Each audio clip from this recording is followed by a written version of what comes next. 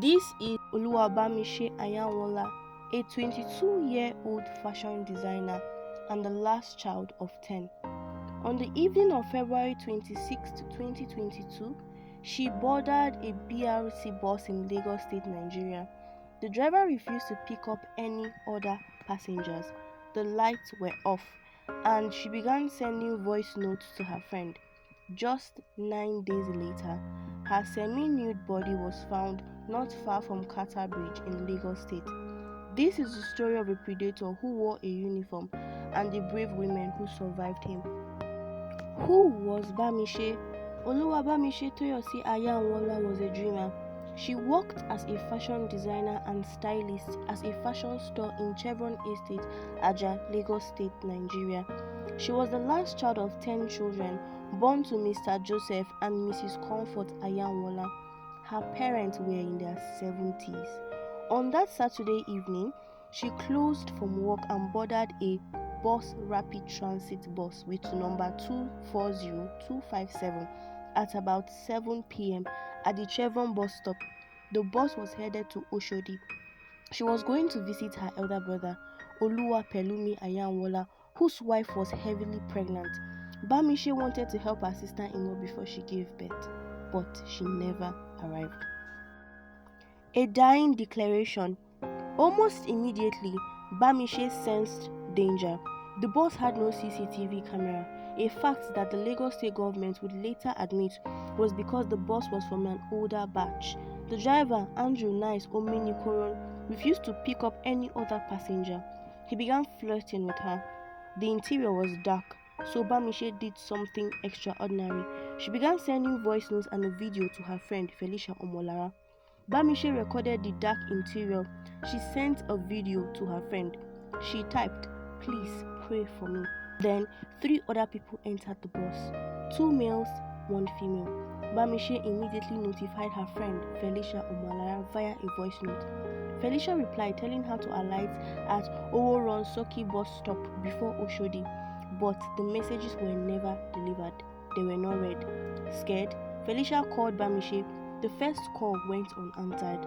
The second call was picked up, then immediately disconnected. The phone was then switched off. That was the last anyone ever heard from Bamise. Felicia contacted Bamise's brother Daniel.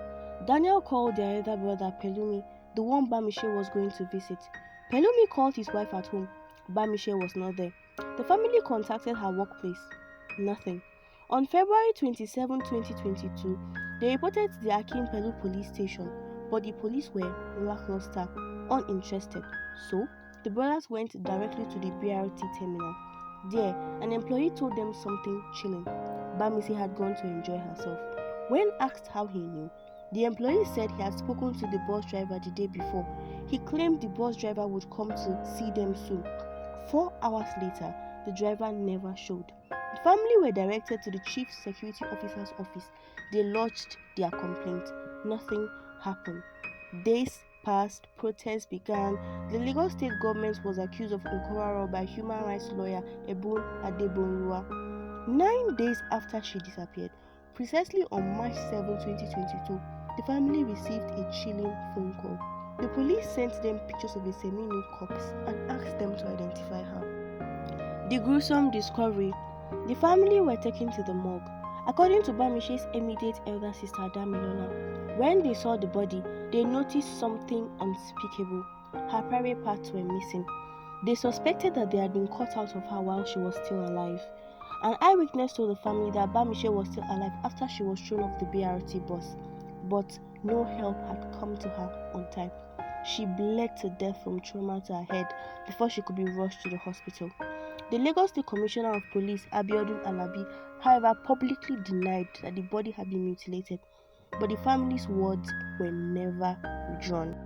The driver, Andrew Nice Ominikoron, vanished. He fled to Ogun State, going into hiding. He was eventually tracked down and arrested by the Department of State Security, DSS. At first, he confessed to rewarding Bamise and abandoning her. Then he changed his story. Then he changed it again. His final defense was absurd. He claimed that armed robbers hijacked his car and kidnapped Bamise at gunpoint. but the police found other women. One of them was a medical doctor in her late 20s, Dr. Onyinyechi Victoria Anusike. Her testimony was harrowing, chilling, and it proves that Andrew is a serial predator.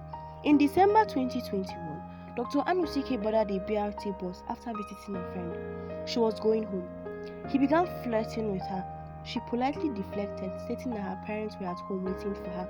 He said his name was Andrew. He claimed he didn't usually ply that route, but he lived in Shagamu and that he would probably never see her again, so she should give him her phone number, all her contact details. He collected both her numbers. He dialed them right in front of her to make sure she wasn't giving him fake ones. Then he drove past her bus stop. He parked the bus. He turned off the lights. Dr. Anusike described the darkness. She said, "There was stark darkness within, though the street lights illuminated the surroundings so I could see the people, but no one could see me. How do I signal these passerbys for help?" He asked her to move to the back row. She refused. He dragged her by her hands. She followed him to the back, but her mind was racing.